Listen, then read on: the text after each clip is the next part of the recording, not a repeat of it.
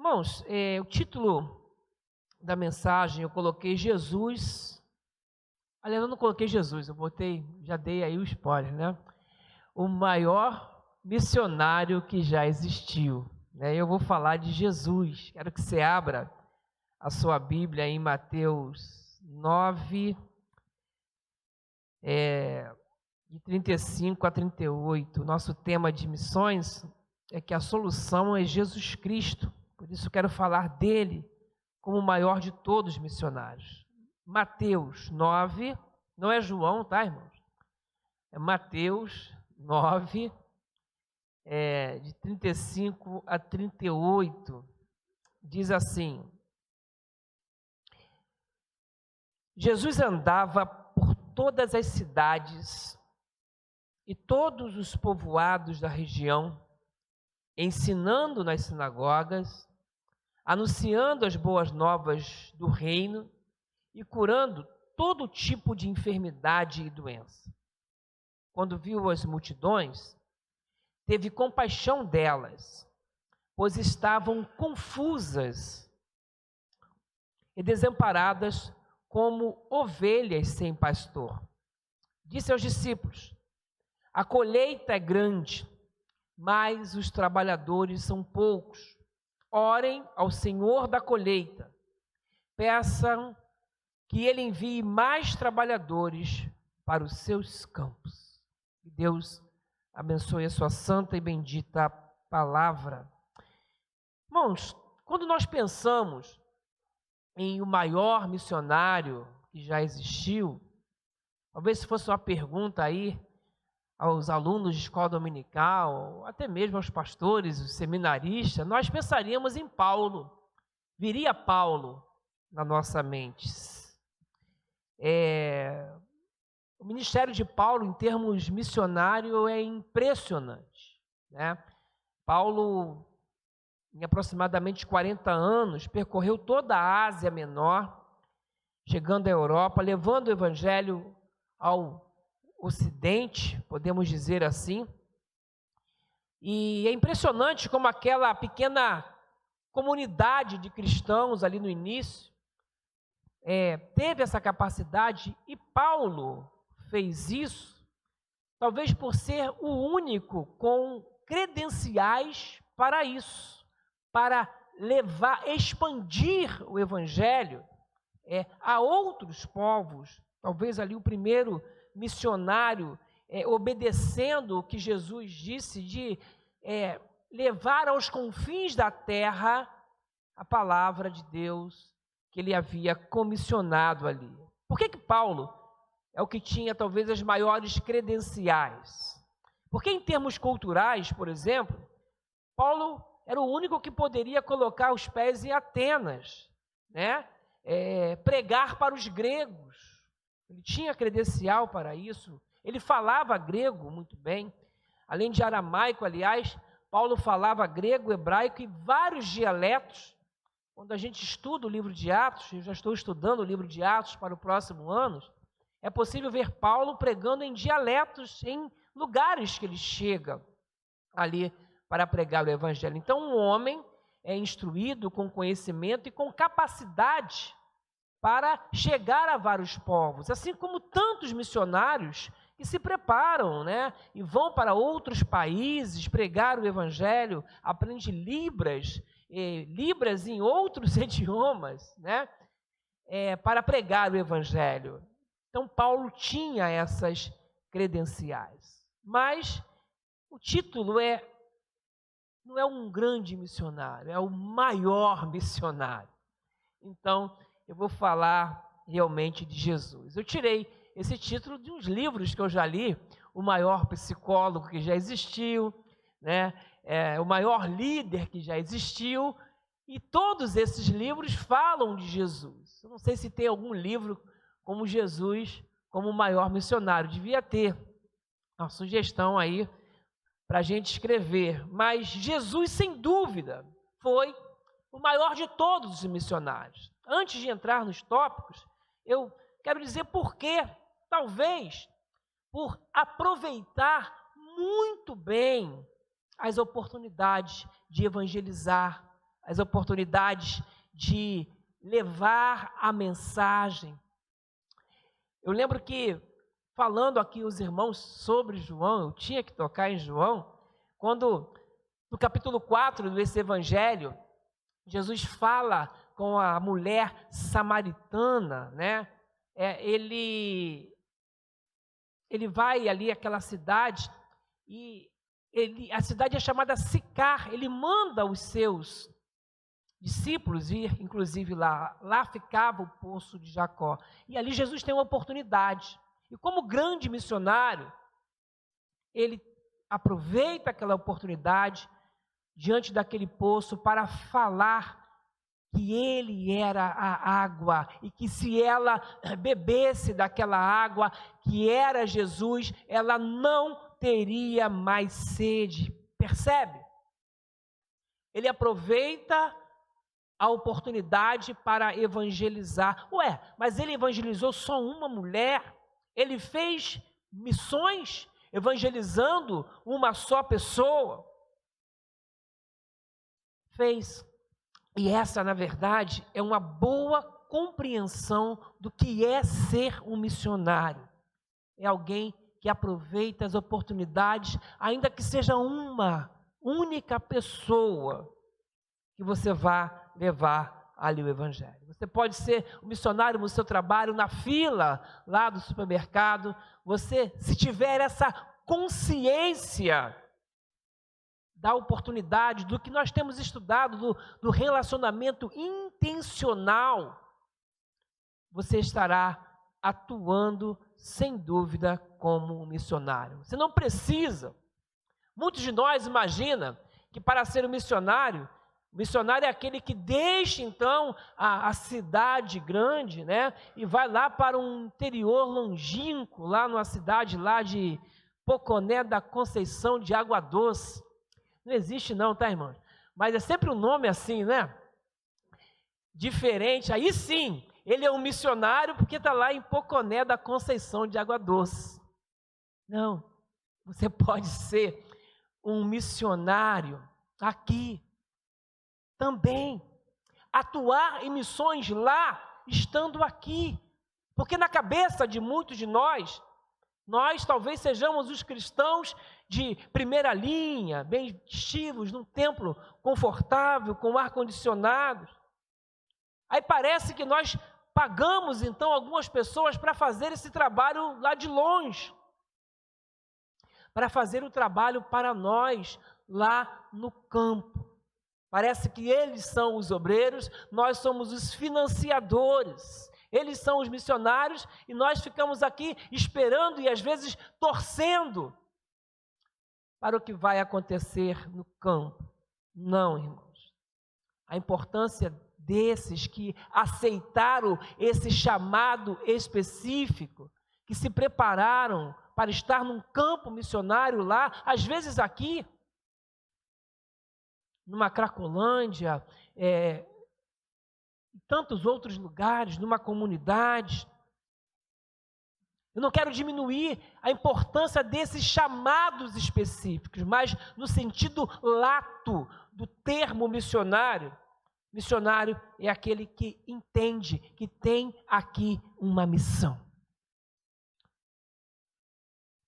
O Senhor Jesus não deu a missão dele a uma junta, ele deu à igreja. E quem é a igreja? Nós somos a igreja do Senhor. Então, se você é verdadeiramente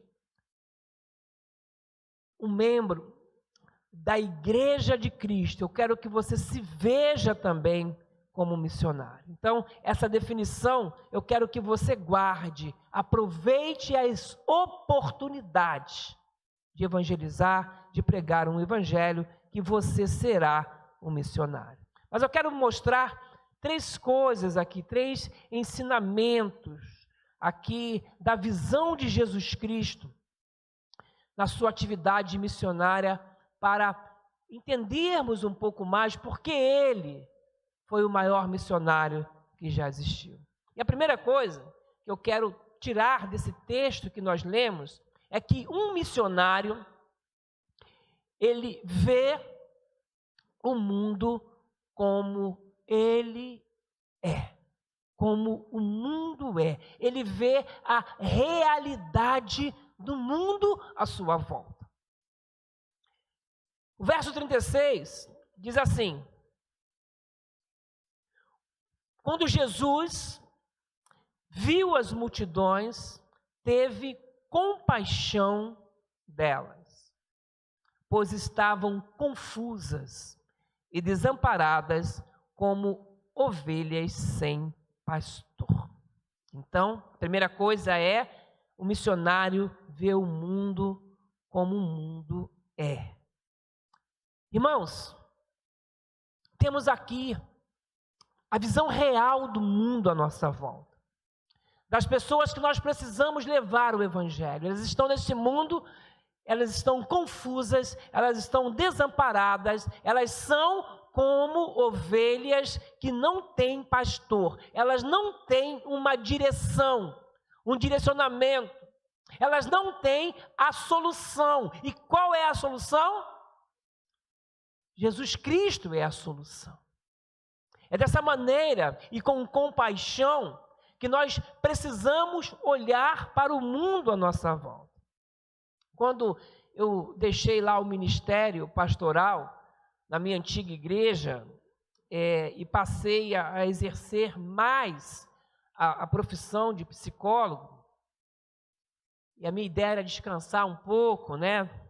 Trabalhar como qualquer pessoa, de segunda a sexta-feira, né? Domingo estaria na igreja, mas com a minha família, auxiliando algumas coisas. Enfim, me enganei, né? O Senhor tinha outros planos. Mas o que eu quero dizer é que quando eu estive trabalhando somente como psicólogo, irmãos, impressionante como eu vi o sofrimento que antes eu não via. A semelhança de Jesus, ele olha aqui e vê a realidade, e as realidades que eu vejo ainda no consultório são pessoas com ressentimentos, com mágoas profundas, pessoas que você vê sorrindo, mas são capazes de relatar que tiveram vários pensamentos de suicídio durante aquela semana, pensando em desistir e tirar da própria vida, pessoas que são desorientadas, não têm direção. Convivo com o sofrimento de famílias, perdendo os filhos para as drogas, desesperados. Meus filhos eram tranquilos, estavam em casa, nós confiávamos totalmente, foram à universidade, conheceram as drogas da universidade.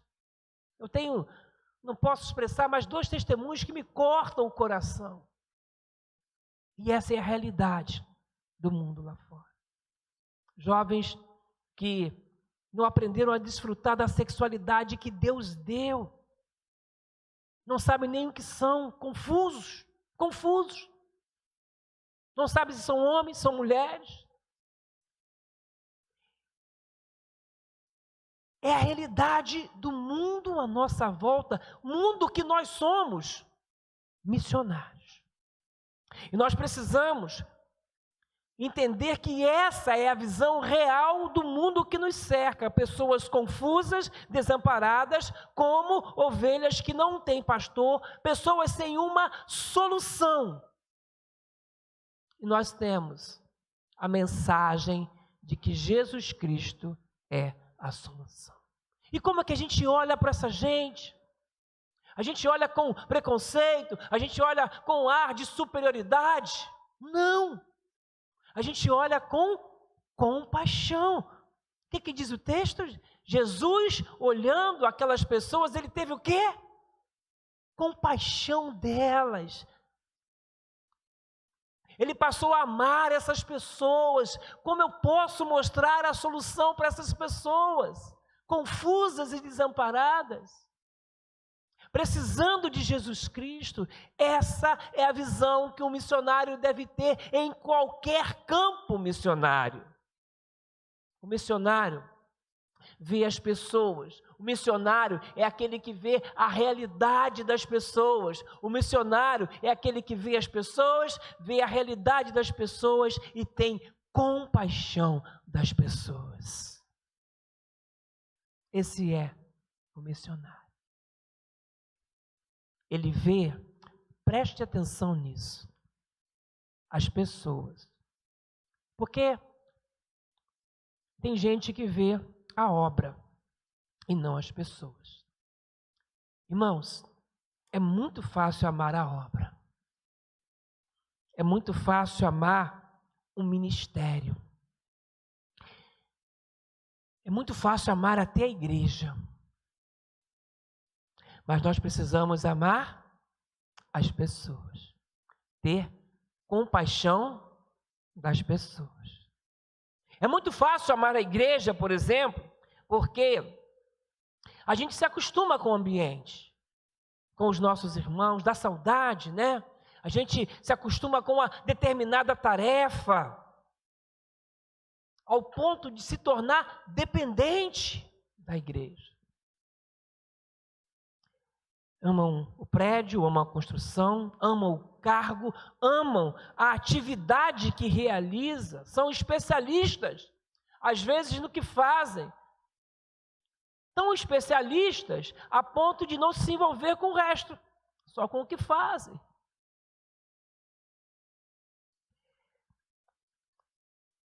Então a pessoa ama a obra, ama o que faz. E é fácil. Mas nós precisamos, com o exemplo do maior missionário de todos, amar o quê? As pessoas.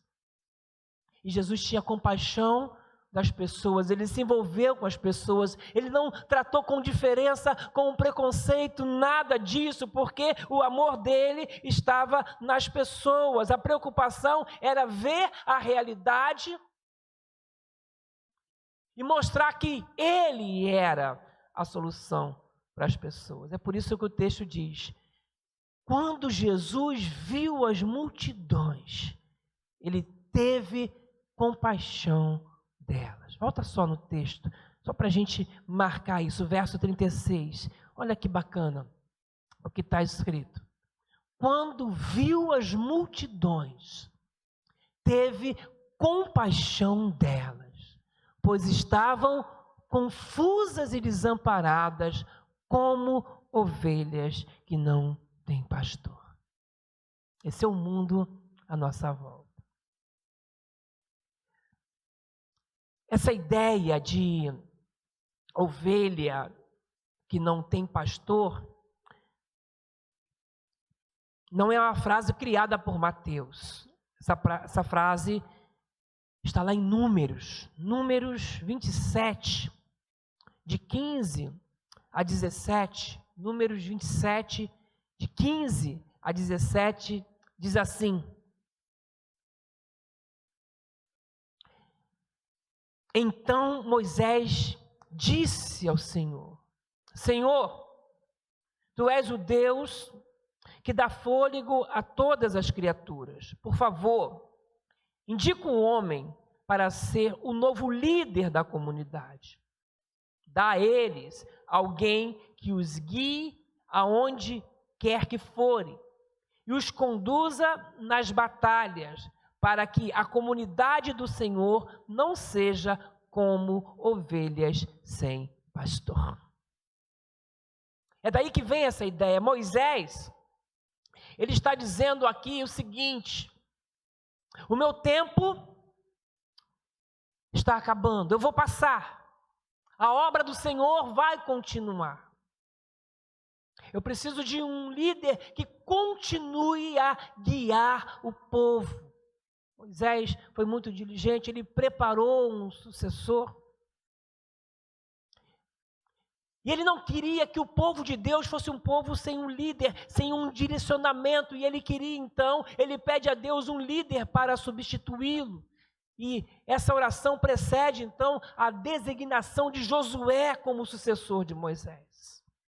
Entende? Como a figura do pastor é a figura daquele que vai direcionar, que vai sinalizar um caminho, que vai apontar uma direção fundamental para uma comunidade. Então, quando nós voltamos para Mateus, nós vemos que Jesus olha para aquelas pessoas que não conheciam, não sabiam que Ele era a solução. Ele olha e disse: eles estão igual ao povo ficaria lá atrás, se não tivesse um líder. Essas pessoas são pessoas que podem ser restauradas, são pessoas que podem ter a vida transformadas, mas elas estão como ovelhas que não têm pastor.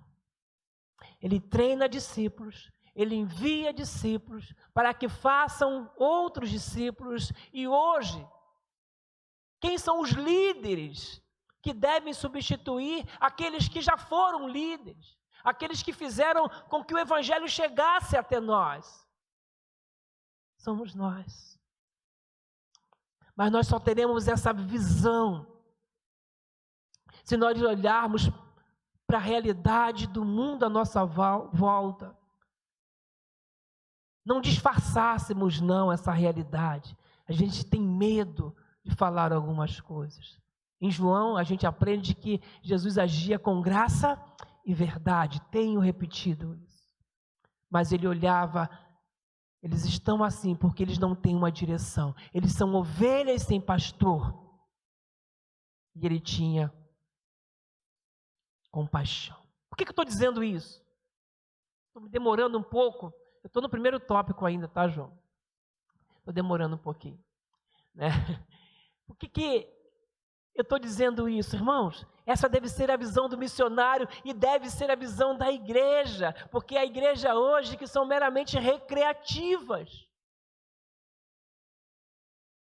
Não entendem que tem essa visão, essa designação de liderar, de apontar uma direção para quem não tem direção.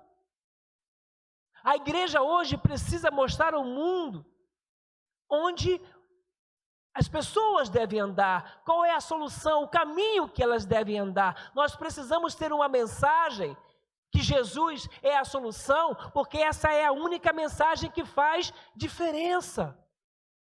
John Stott, ele diz que uma das maiores doenças da igreja é que a igreja vive em torno dela mesma. A igreja vive para servir a ela mesma.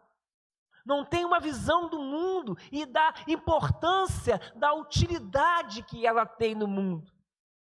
Como eu falei, é fácil amar a obra, principalmente a obra que nos favorece.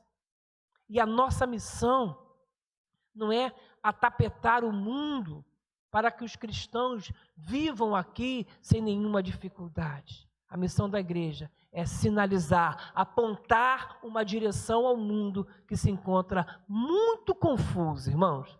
O mundo que a gente vive está muito confuso, completamente desorientado, é a realidade. E a gente precisa apontar uma direção.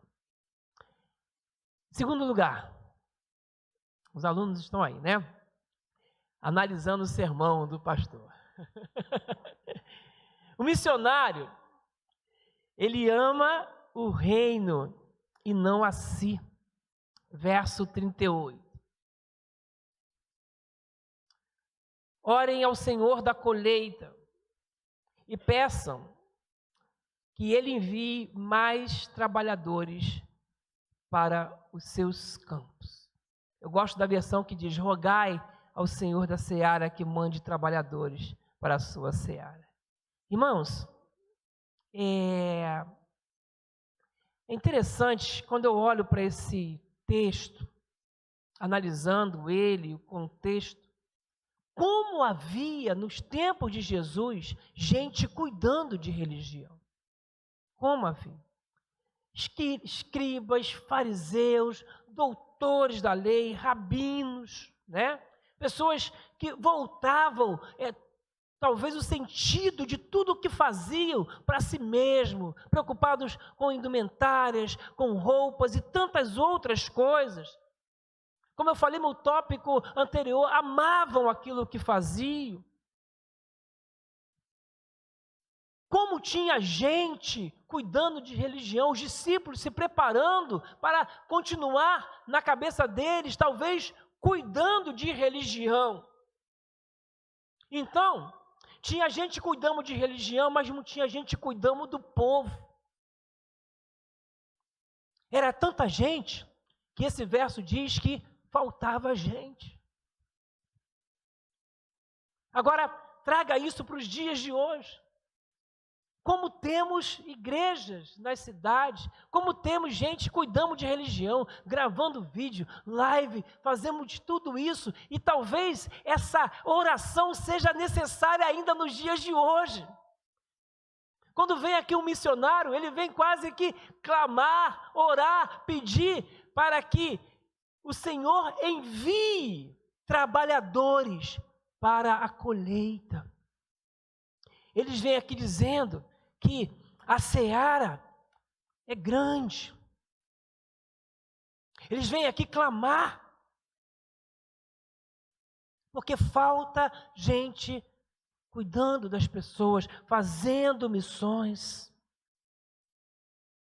Faltava aqui gente que trabalhasse na colheita. Havia muito candidato aqui a senhor da seara, mas faltava trabalhadores na seara. Senhor da seara tem muita gente querendo ser dono de igreja. É impressionante como ainda falta gente voluntária para trabalhar, para gastar a vida no campo, gente que pode fazer muito mais do que faz. As igrejas hoje estão cheias, mas quantos de nós compartilhamos a nossa fé com alguém? Honestamente, não precisa responder. Quantos de nós no último mês compartilhou a fé com alguém? Nós cuidamos de religião, ensaiamos, fizemos tantas coisas bonitas, trabalhamos até ficar exaustos. E essa oração ainda está valendo. Rogai ao Senhor da seara que envie trabalhadores para a seara. Porque ainda falta gente. Mande trabalhadores. Irmãos,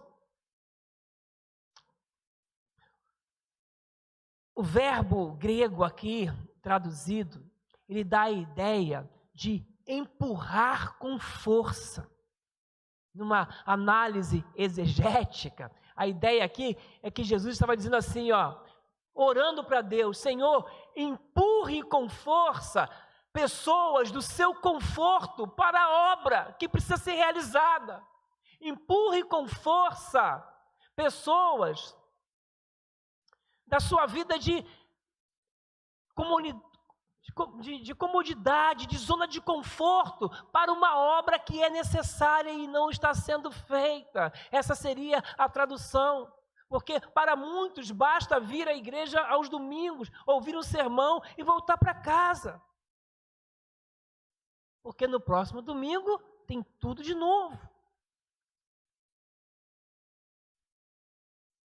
Ao proferir essas palavras, Jesus talvez soubesse que a sua igreja estaria cheia de diletantes, de militantes, e poucos trabalhadores compromissados com a multidão desorientada e confusa que está lá fora. Esse é o sentimento que a gente tem ao contribuir, participar da obra missionária. Então, o missionário, ele vê o mundo como ele é. O missionário, ele ama a obra, ele não ama a si. E, em último lugar, o missionário, ele gasta a sua vida no serviço do Senhor. 3.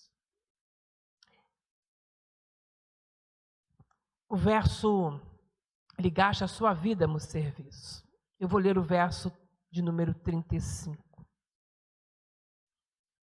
Que diz assim: Jesus andava por todas as cidades e todos os povos da região, ensinando nas sinagogas, anunciando as boas novas do reino, curando todo tipo de enfermidade e doença.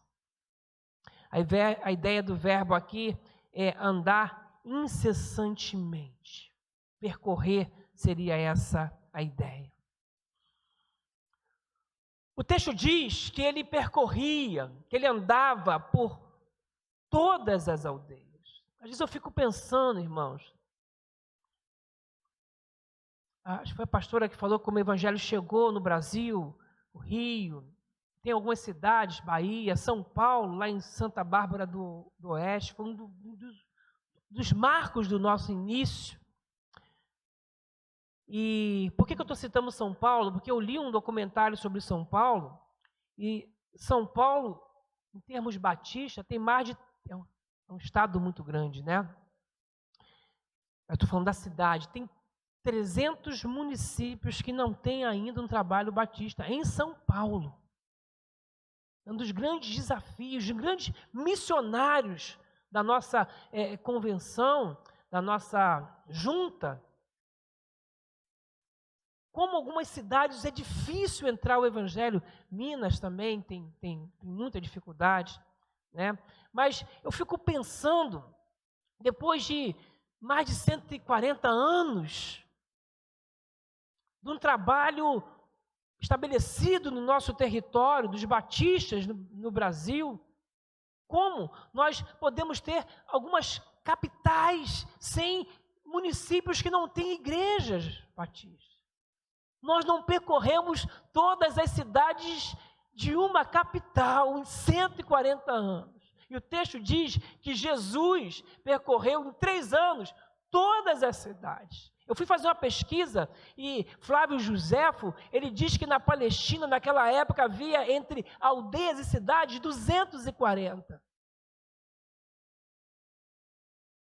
E Jesus, ele gastou a vida dele com os seus discípulos naquele ministério.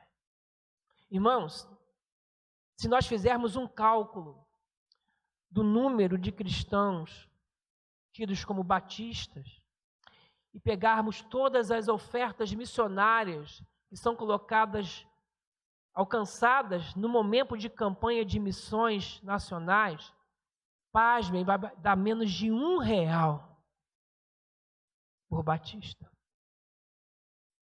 É impressionante. Como nós, como um povo, não somos envolvidos. Não gastamos a nossa vida no ministério em todos os sentidos. Não nos dedicamos, porque talvez não tenhamos essa visão missionária que Jesus tinha para nos ensinar, teve para nos ensinar. Então, diz o texto que Jesus percorreu todas as cidades num trabalho integral, ensinando, pregando, curando. Ele cuidava da alma, ele cuidava do corpo. Um dos maiores missiólogos do nosso tempo, Ralph Niebuhr, ele tem um livro que ele fala sobre a maldição dos templos. Diz lá que boa parte da fé cristã se processa dentro dos templos. Aqui nós adoramos, nós fazemos tantas coisas. E quando chegamos lá fora, nós mudamos o nosso comportamento. Toda a nossa religiosidade, a nossa devoção se processa aqui. Às vezes nem na nossa casa. Ele escreve nesse livro. E ele fala que nós construímos belos templos e nos debruçamos nas janelas e ficamos ali acenando para que as pessoas venham conhecer a nossa bela igreja que a gente construiu. Essa é a nossa visão de evangelização.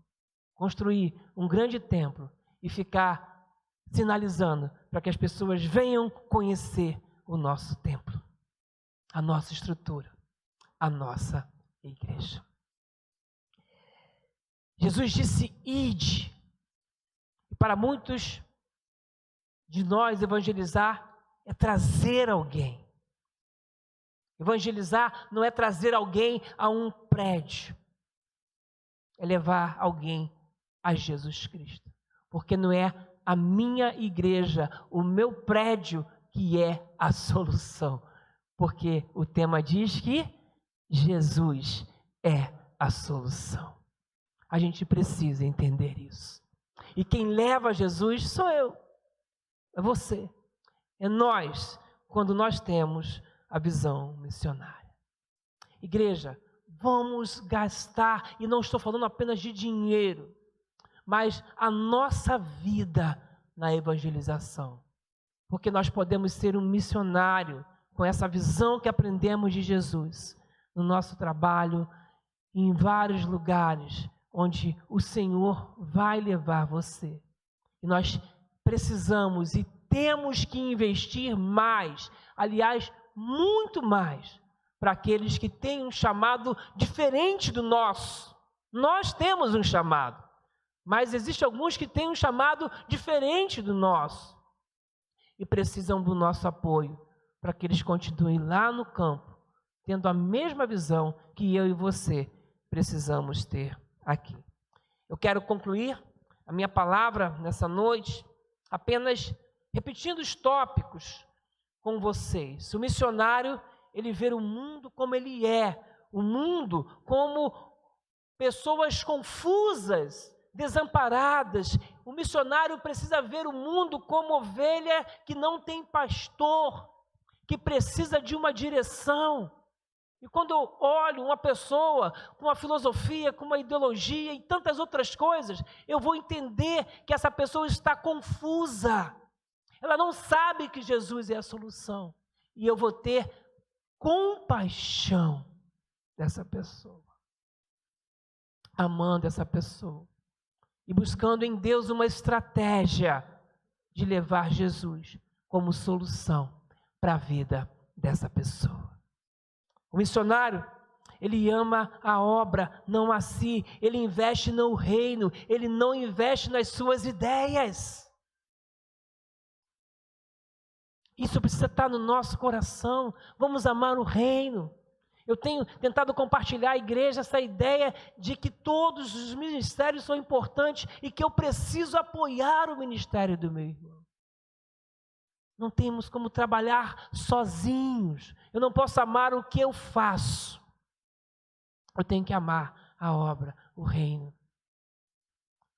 E eu tenho que entender que a obra precisa de trabalhadores, não de senhores. É um anúncio, né? Rogai, né, ao Senhor da seara que mande trabalhadores. É um anúncio como esse que você encontra, antigamente era no jornal, hoje sei lá onde é, mas você encontra. Só que a vaga, ou melhor, as vagas disponíveis é de trabalhadores, gente. Não é de senhor. A vaga de senhor está preenchida e muito bem preenchida. Mas tem vaga para quem quer trabalhar na obra. E finalmente, o missionário é aquele que gasta a sua vida no serviço. Onde você tem gasto seu tempo, seus investimentos, gaste na obra do Senhor. Invista na obra do Senhor. Amém? Que Deus abençoe ricamente as nossas vidas. Que essa palavra nos traga uma reflexão e uma mudança de entendimento. Que Deus assim nos abençoe.